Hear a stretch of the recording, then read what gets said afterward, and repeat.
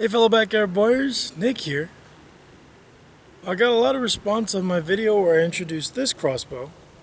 So today I'm going to be showing you guys how to build a 100-pound medieval style crossbow.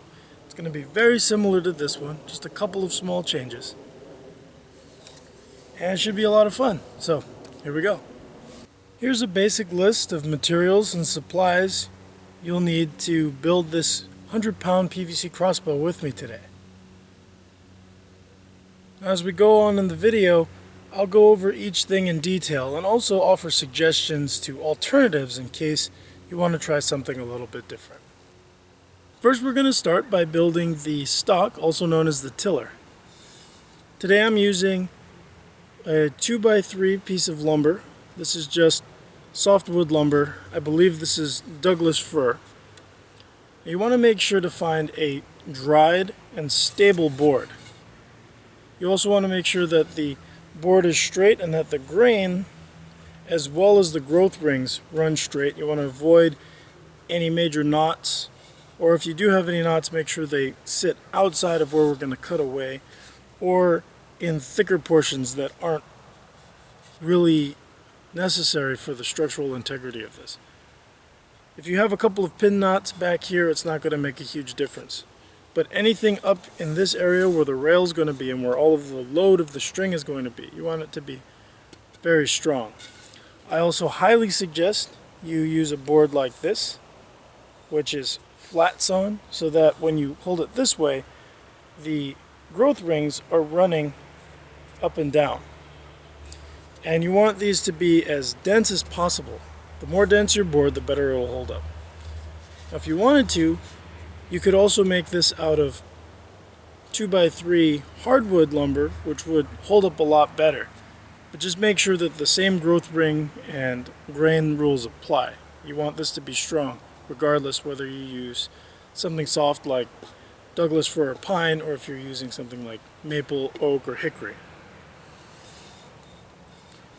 Well, what we're going to do now is just kind of lay out our basic template. It's a really simple template. Not too complicated. So first, from the end, you want to mark 6 inches. And we're going to use this for 2 measurements. First, you want to mark in 6 inches from the end, and then right in the middle of the board. This is going to be where we're going to drill a 3/4 inch hole that's going to be used to tie the bow or prod onto the stock. You're also going to be making a 6-inch mark at the bottom here, and we're going to be using that to taper the rest of the stock. Now you can really do whatever you want here. From about here to here, the shape doesn't really matter. You can make it more sweeping, you can thin it out a lot more. What you do is entirely up to you, but I like this. It's very simple, though it is a little blocky looking. I like it. From the end, you want to mark, or on the end you want to mark 1.5 inches down. Take that mark and the 6-inch mark, take a straight edge and draw a line from here to here. That will give you this nice taper to your stock. Next, you want to go 16 inches from the front, and this will become the full draw length of our bow. You want to go 16 inches from the end and place a line. And then you want to draw this line, you want to mark this line 1/2 inch down and then out at a roughly 45-degree angle. You can see right there. That's going to be where the string sits when you load the crossbow. And also you want to mark, I've just drawn a circle here. Basically you want to drill a 1/2 inch hole here, but you want to make sure that the edge of the hole lines up with this edge here. You don't want it to cut into the edge. You want it to sit just behind so that we can round this out a little bit. That way it will reduce string wear and also make the bow shoot a little smoother. So now that we've got our markings, we're just going to go ahead and drill our 2 holes. This one's going to be 3/4 inch. This is going to be 1/2 inch. And it's easiest to drill it now before we start cutting things away. Here we go. Now when you're drilling your holes in the stock, you can use whatever you want. I'm using spade bits, and one of the things that I like to do when using a spade bit is actually drill into the piece until the very point of the spade bit pokes out the other side. Then I turn off my drill, turn the piece around, and then drill from the other side. That way I don't have any run out and both sides are clean. So you can see we've drilled our hole in the front and our hole for our trigger pin. So now I'm just going to go ahead and with a saw cut out the rest of my stock. Just this piece, and this front piece here. Here's what the stock looks like when everything's cut out. Now when you're cutting this out, it's important to make sure that it's wide enough. You don't want it to be too wide or you're going to weaken these portions here.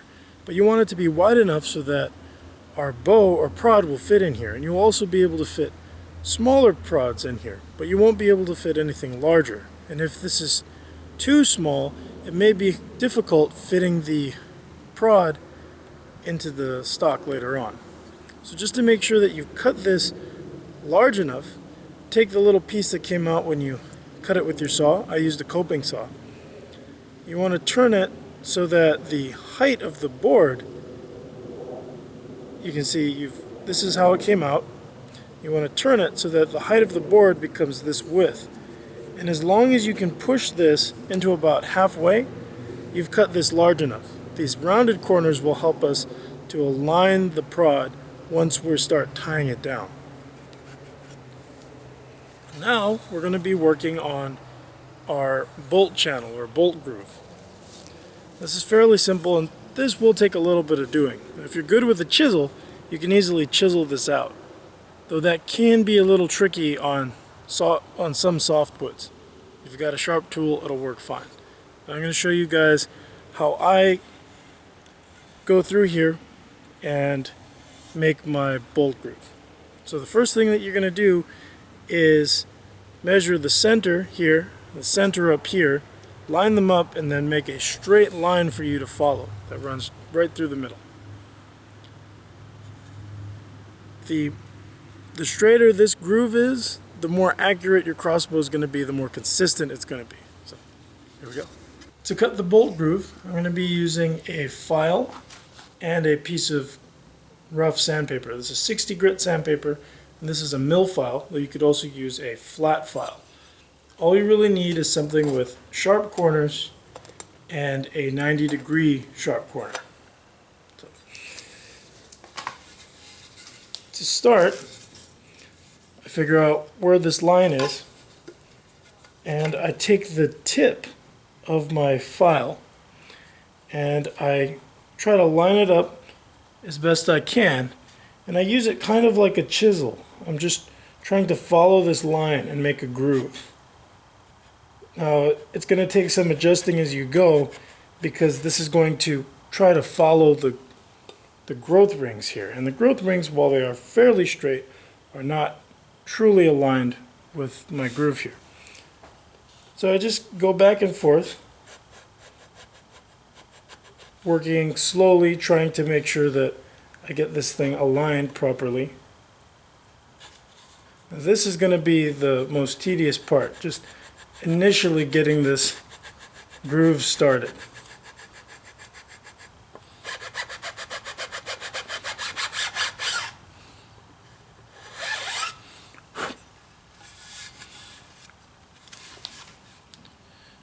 Now that the groove is slightly established, you can take your file and actually place it into the groove and just run the file in the cutting direction. You don't need to do this a lot, just a few times to really get this established. I'm going to go in both directions.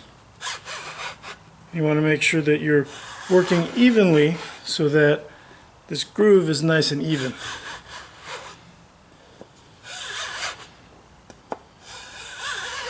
Now that the groove is established, we can start working on really making it deeper. When it's finished, we want it to be a little over 1/8 of an inch deep.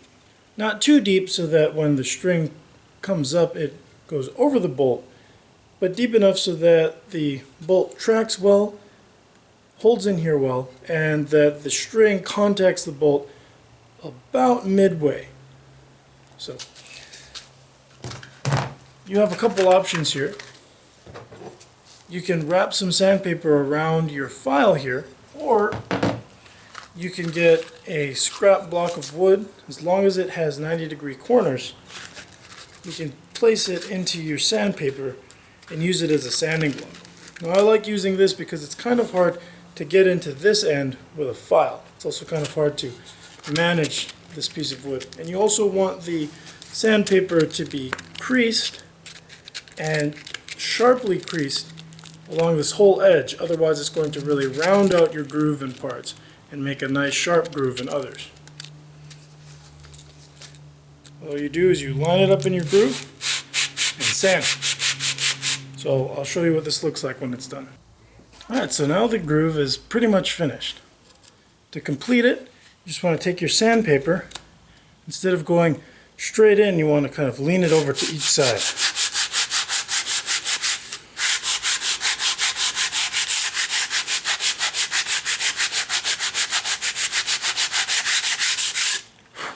You don't need to do that a lot. You can see this side is now nice and rounded and this side is still a little angular. You just want to rock from side to side.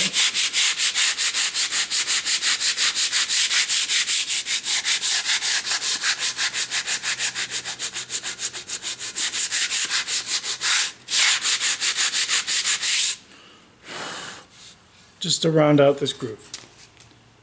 There you go. Now the groove is done. All that's left to do is to sand this down smooth so that we can finish it. Alright, here's the finished stock. So I went ahead and sanded everything smooth. I rounded off the edges. Any sharp edges, I just rounded off. You also want to make sure that when you get right in here, you want to really round off these corners. And you want to round off the corners in all directions.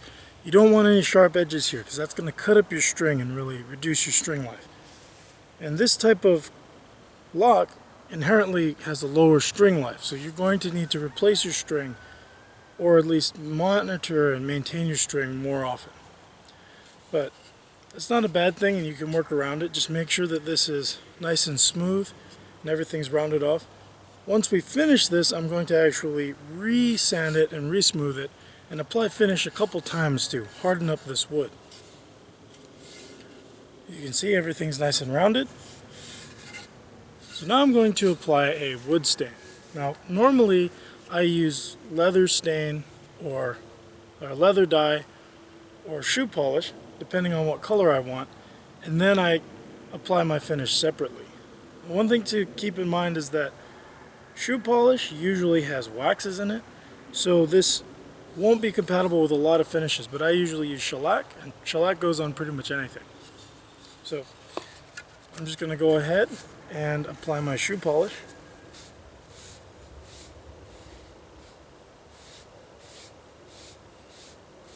Here you can see right off the bat, it looks a lot better. So I'm going to go ahead, finish this off, and I'll show you what it looks like. I've gone ahead and finished up the stock. I finished staining it and I sealed it with 3 coats of shellac. You can see, I think it came out really nice. So I'm going to let this dry, and while we're letting it dry, we're going to work on the different attachments. We're going to work on the trigger lever, the safety, the stirrup, and the bolt clip. So here we go.